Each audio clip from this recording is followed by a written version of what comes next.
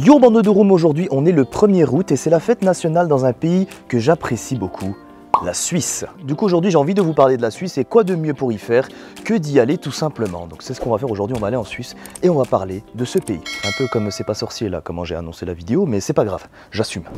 Bismillah. Tu vois, ça c'est parce que j'ai dit bismillah, j'ai rattrapé la caméra. Alors moi pour aller en Suisse c'est assez simple, hein. Je prends l'autoroute et 10 minutes plus tard, je suis à la frontière. Les avantages de la Franche-Comté. Et une fois que tu arrives à la frontière, il y a la douane. Donc là tu dois acheter une vignette pour pouvoir prendre les autoroutes suisses. Du coup voilà la vignette suisse les amis. Donc ça là le petit 22 bah, ça coûte 40 francs suisses. C'est pour utiliser les autoroutes, après il n'y a pas de péage. Non. En Suisse, donc tu vois, en vrai c'est rentable hein. qu'en France. Tu l'enlèves comme ça, tu la mets juste ici. Et voilà, maintenant on peut aller en Suisse.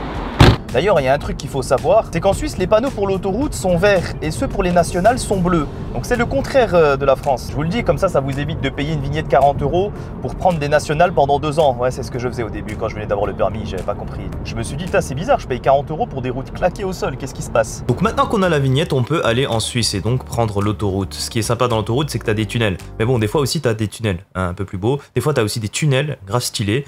Et bon, des fois j'abuse, hein. Des fois tu sors d'un tunnel et là tu as une vue incroyable sur un très beau paysage avant de rentrer dans un autre tunnel. Bon, quand je vous parle de la Suisse, vous pensez à quoi?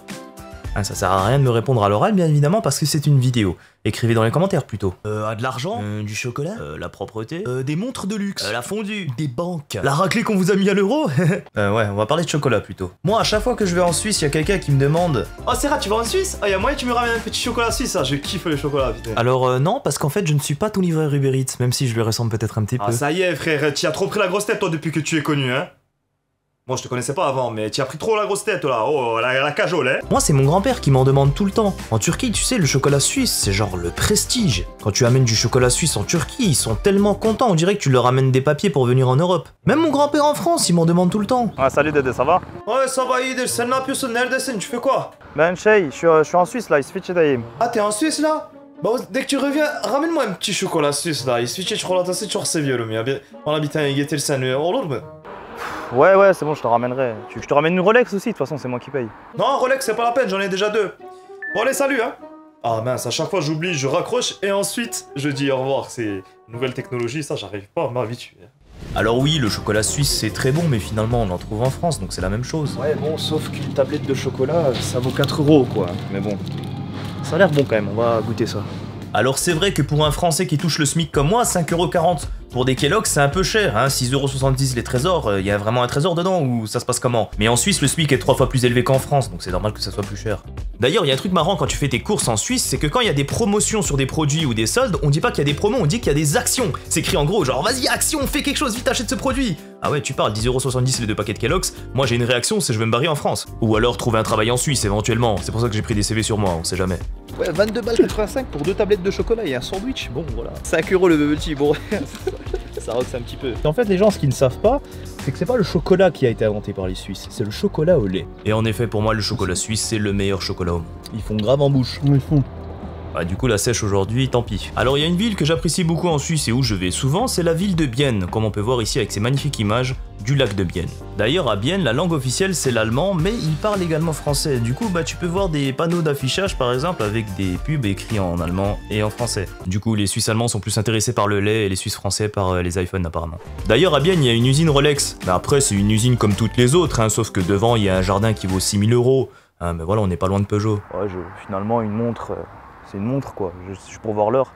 Moi avec ma Apple Watch, je peux contrôler mes calories, j'arrive à recevoir les messages et tout. Franchement, j'ai rien à envier à Rolex. Hein. On va quand même aller voir s'il n'y a pas une Rolex qui traîne devant. On sait jamais, on sait jamais. Les Suisses, ils sont gentils, des fois ils font tomber des trucs et ils disent oh, flemme de ramasser, je la laisse pour quelqu'un. Voilà, on sait pas frère ce qui peut arriver dans la vie. Faut prendre des risques des fois, tu vois.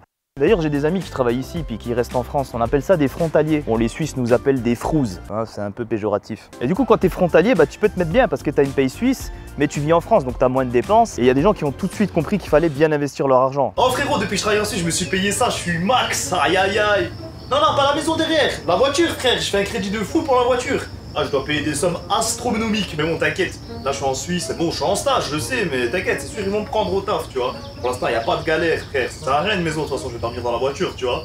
Alors, on le sait tous, en Suisse, il y a des paysages magnifiques, que ça soit de belles montagnes ou alors des lacs incroyables. Bon, il y a tellement de lacs qu'au bout d'un moment, ça saoule d'en voir, tu vois. D'ailleurs, quand t'es français, il y a un truc qui choque un peu, c'est de voir autant de gens se baigner dans les lacs. Regardez-moi ça, ils s'amusent. C'est propre. Pff, ils me dégoûtent.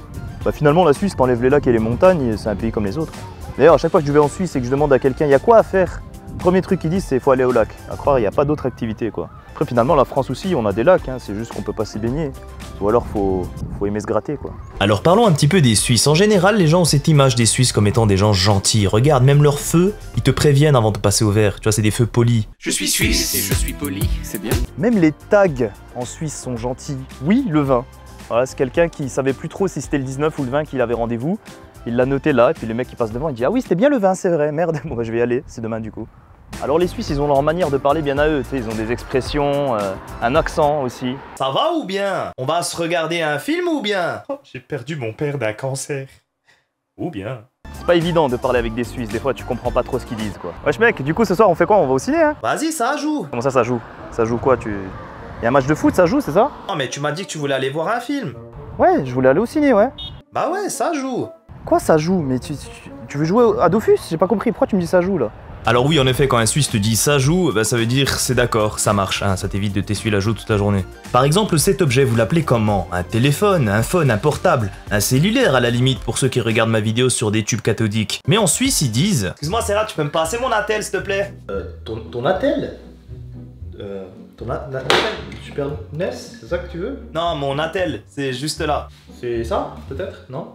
Turc müssen sen, hein? Non, mais là, sur la table, mon attel. T'es sûr, c'est pas ça? Non? Non, c'est... Ah, je sais, c'est ça? Hein? Le Natel, c'est ça? C'est lui?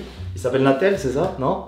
D'où tu sors ça, toi? Tu t'appelles Natel ou pas? Réponds, putain! Vous commencez à me casser les couilles, les Suisses. C'est lui, Natel ou pas? Réponds!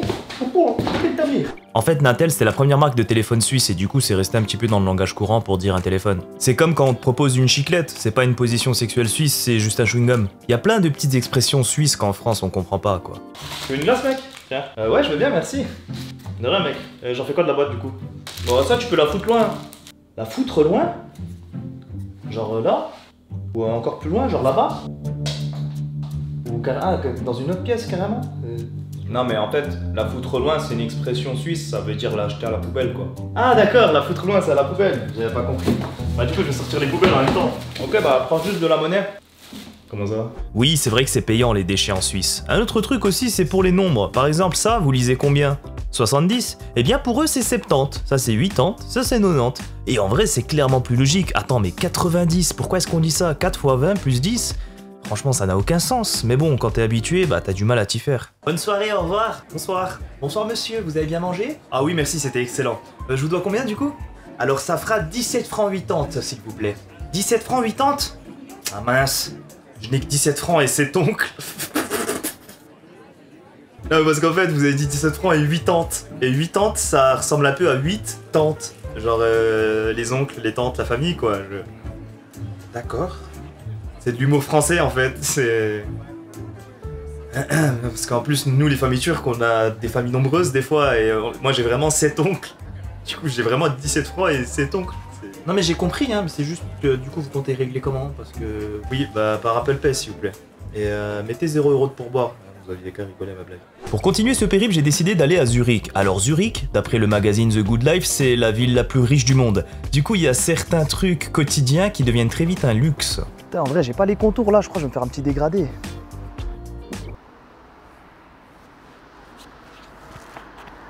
C'est mieux.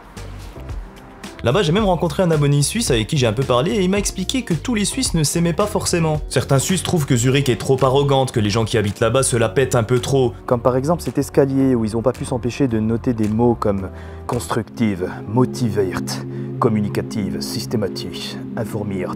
Ça c'est parce que les Zurichois, lorsqu'ils marchent, ils pensent différemment, donc ils aiment bien voir communicative, systématique, informiert, différenciert. Genre même quand ils montent des escaliers, ils se la pètent. Tu vois, ils sont obligés de penser à des trucs qui sortent du commun, quoi. Ils peuvent pas juste dire putain, je suis fatigué, je monte l'escalier, ça me fait chier. Non, ils pensent plus loin que ça.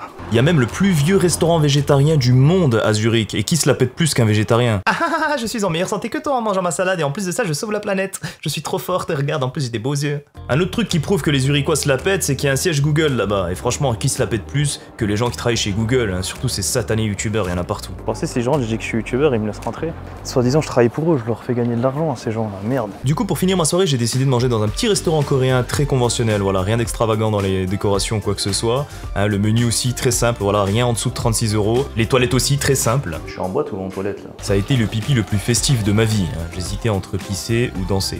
Et après avoir dégusté mes 4 délicieux gyoza aux crevettes à 14 francs suisses, c'est vrai que je me sentais un peu plus arrogant, comme si Zurich était contagieuse. Pour finir cette vidéo en beauté, j'ai décidé de rester à Zurich jusqu'à la nuit tombée pour voir le feu d'artifice qui avait l'air incroyable.